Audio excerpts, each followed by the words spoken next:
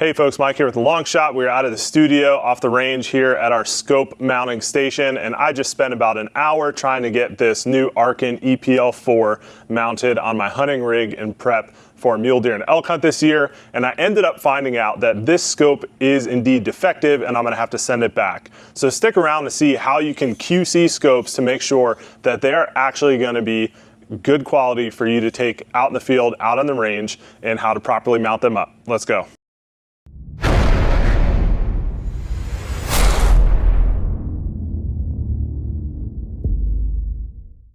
All right, before we get into it, this video is sponsored by absolutely nobody except for myself and my day job. So please go ahead and support the channel by hitting that subscribe button and smashing that thumbs up button if you enjoyed this video and you learned something today. Appreciate that. All right, so as I said, this is my Tikka T3X Lite, I think it's called, 300 Win Mag. I have not used this in a number of years, maybe like the year before COVID. I shot a mule deer with it in Idaho, and I'm gearing up for a couple of Western guided and solo backcountry hunts this fall that I'm really excited about. I have a Wyoming deer and elk tag, so I was getting this outfitted with some new gear. You can see here that I have the MDT HNT chassis on here. Very expensive, probably a little too expensive. We'll do a review on that after I use it a bit, but really sweet. On this, again, Tikka T3X 300 Win Mag. Now, on top of the scope, you'll see I have an older Vortex. This is actually what I took my mule deer with back in 2019. It wasn't really a booner, as they would say, but I was happy to get my first like backcountry solo rifle hunt in and get a nice little 4-corn mule deer and pack it out. It felt really manly and really fun to do, really satisfying. So I like this gun. I wanted to put it in the new chassis just because, hey, long range shooting channel, like trying out new gear. It is super light. We're gonna see how much that beats me up on the range. But long story short, I bought a new Arken EPL4. Let's see what it is, 6 to 24 by 50. I like bigger scopes. I like to shoot, you know, far. Obviously for wild game, we're gonna try to bring that in a bit, so we're not taking any irresponsible shots. Be responsible, know your limits. Hitting steel at 1,000 yards after 5 hits doesn't mean you're qualified to take an elk at 1,000 yards, FYI. All right, but I was hopeful for this because I've had the Arken EP5 Gen 2 7 to 35 that I think is actually a pretty good budget scope. You know, still pretty expensive actually, like $700 price range.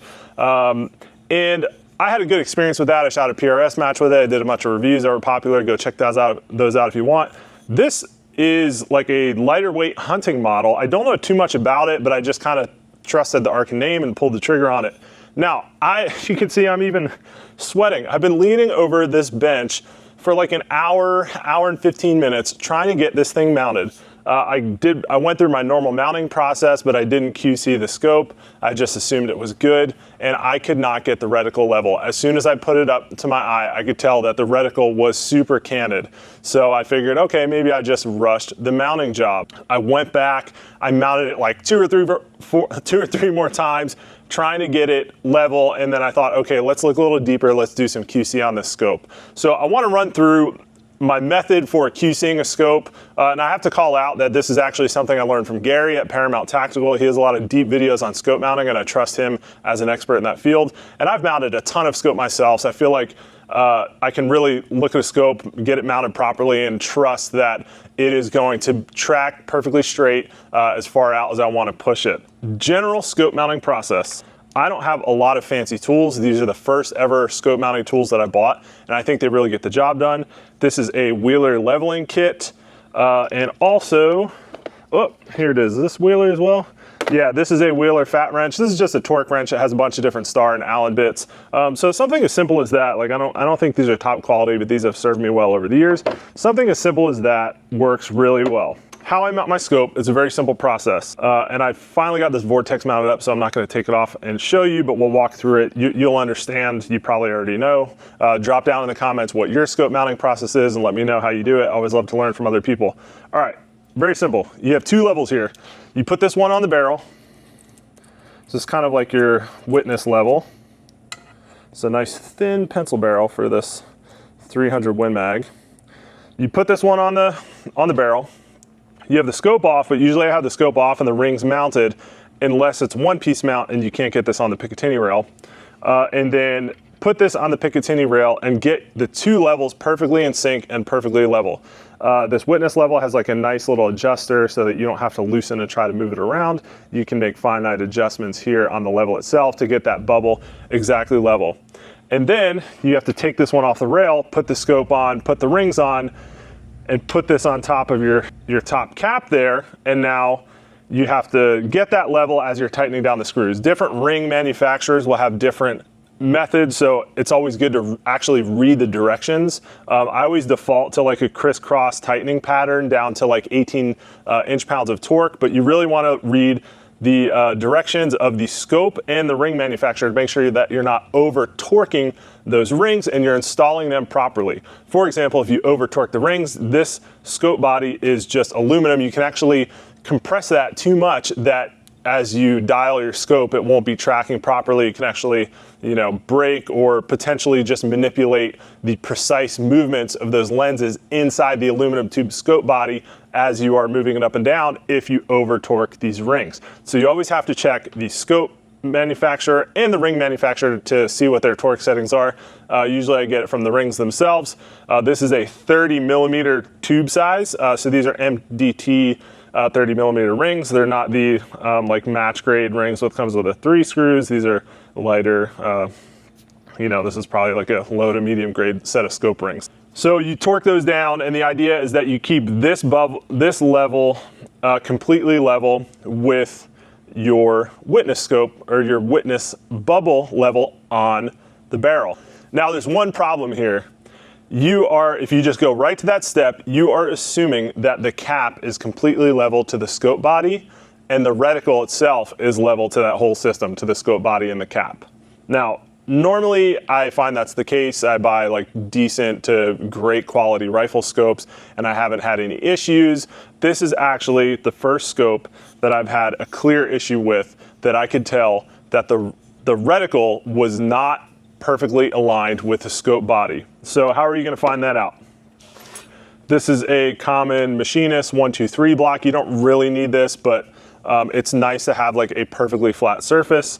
And what you can do is, this one's a little difficult because it has this little nub down here. But what you can do is you can put the scope on that. You get this leveled on your table, on your workbench, wherever. I just use this level. I've used electronic levels as well.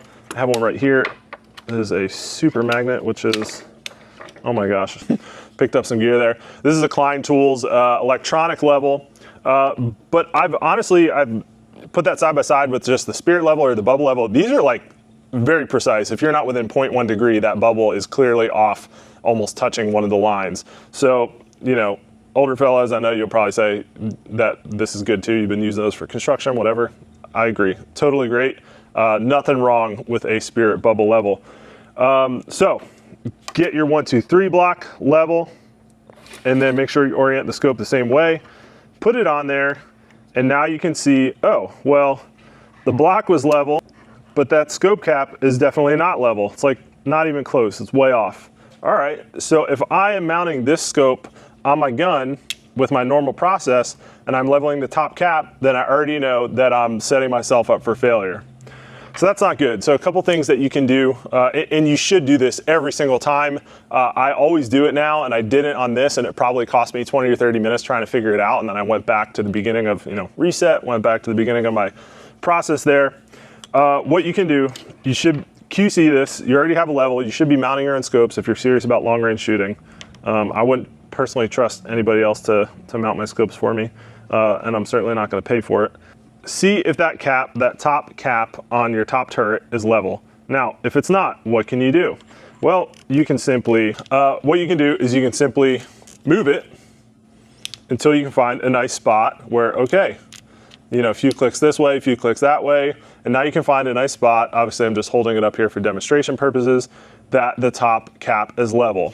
However, I could not really find a good spot on this, keep forgetting what it's called, Arken EPL4, where the cap was level. I thought I got it there a couple of times. I went through my complete mounting process, and then I pulled the gun up. I got the gun level. I have a plumb bob, is that what it's called? A plumb bob hanging on the other side of my workshop. I got the rifle level, and I could see that the reticle was clearly canted. And if you're able to detect it with your eye, that means it's way off. It's not even close. So the next step that I did was I took this cap off. There's 3 screws on the outside. Slide the cap off. Again, that's how you're gonna, reset your zero after you zero. So I took these 3 screws out and I pulled this cap all the way off. Took this off, and you can see that only like this edge surface, different scopes are gonna have different constructions. Looks like a nice machined surface. I thought, oh, maybe that's machined nice and flat to the scope body. So I put my level on the edge there, which I was a little skeptical about, and I still couldn't get it level. Then what I did, my third step to confirm, you don't have to go through all these, like most scopes I think are gonna be fine, and you're going to get it level, put it on the top cap, you can twist it a few times and find a nice level spot there. That's my experience most times. I mean, this is just like an aluminum machined cap on there. So it makes sense to me that if I'm paying like low to medium cost for a scope, that this is not going to be machined so perfectly and screwed on here so perfectly that this has to be level with the entire scope body. So take that off, find a flat surface and level it there.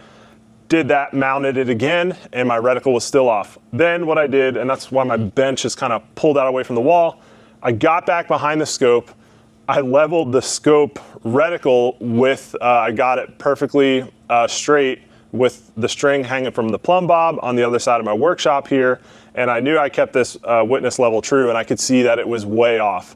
So when the top of this Arken scope and my witness level, which is level with my Picatinny rail right here, when they were level, I could notice cant in the reticle compared to the plumb bob, and when I got the reticle straight with the string on the plumb bob, I could notice that those bubble levels were way off.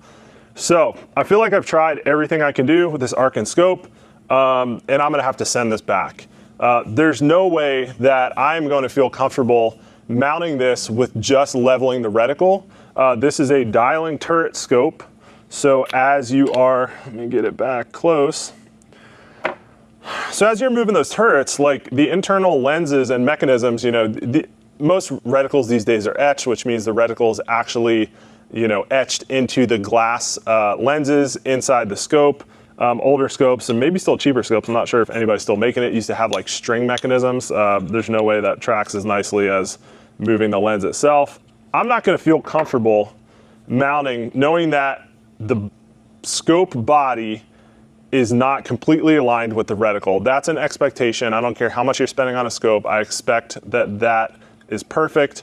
And if you have it canted and your reticle is straight up and down, who knows what is gonna happen when you are dialing. So you're dialing up 5 mils, to take a, 600-700 yard shot.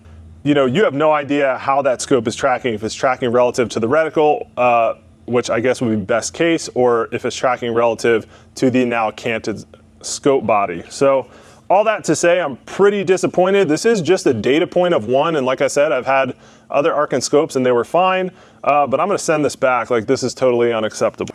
I pulled out this old Vortex scope and I went through the same process, and the thing that tells me that it went well and this is actually aligned perfectly was that I was able to, I QC'd it, I put it on my block here. I know this table is level.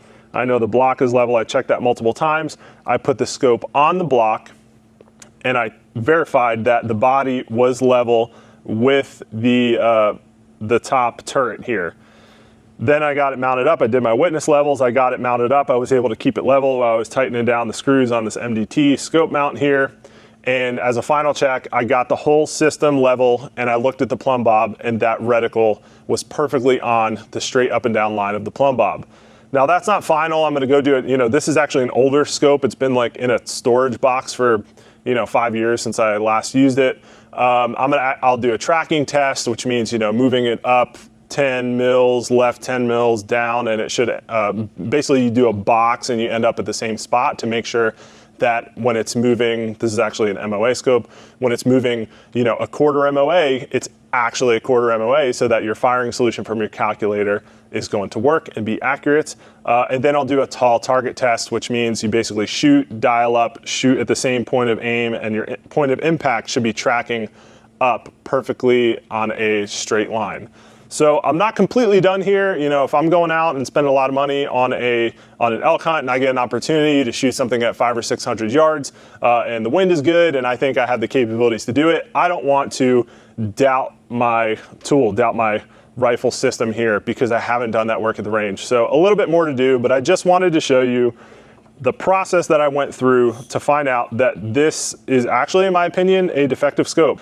Again, a data point of 1. I'm not, you know, talking smack on all Arken optics. I'm really excited, or not that excited to be honest. I'm really interested to see how their warranty or just replacement process is going to go. It's kind of annoying when you buy a brand new scope and you have to send it back. I'm going to be annoyed if they try to fix it and don't just swap it out. If that's the case, I'll ask for my money back and get something different because, again, that's unacceptable. I can't recommend enough. If you are a long-range shooter, you have to have the capability to mount your own rifle scopes. It's not an expensive endeavor. If you're a long-range shooter, everything else is 1,000 times more expensive. You know, you need a decent gun vise. It's like $100. Actually, don't even like this one, Tipton Ultra gun vise, but you know, I got it. You need a level system and a torque wrench. That's basically it. Then you are good to go with doing your own scope QC to make sure that that scope body and reticle are aligned perfectly, and then getting it aligned to your gun system and mounting it up straight. A few years ago, maybe I would have just gone with leveling the reticle and the scope body was canted and thought that was fine, but I know that's not a good idea. There's no guarantee that that scope is going to track. In fact, I would put money against that scope would track fine. I'm not even going to spend my money doing ammo testing to confirm that theory. So hopefully you do that. Hopefully you get all the tools you need and you're mounting your own scopes. And before you mount the scope, you just take 1 to 2 minutes to do a simple QC and make sure that your top turret scope cap is actually level to the scope body before you go ahead and mount that to your rifle. That would be a shame if that one little misstep in your system is keeping you from getting rounds on target. So I hope you enjoyed this video. I'll do some follow-up to make sure that Arken makes good on their warranty and actually gives me a quality scope. I think there's like 350 or 400 bucks, so that's, you know, not trivial cost. And I'm excited to see what happens, at least for now. If I'm gonna get out and test this gun, test ammo, I got something on here. And I did kill a mule deer at like 450 yards with this in the steep hills of Idaho. So it's good to go. I mean, you know, if I don't get this scope sorted out, I may just run this. So hopefully this was helpful, and we'll catch you next time with some updates on the long shot. Take care.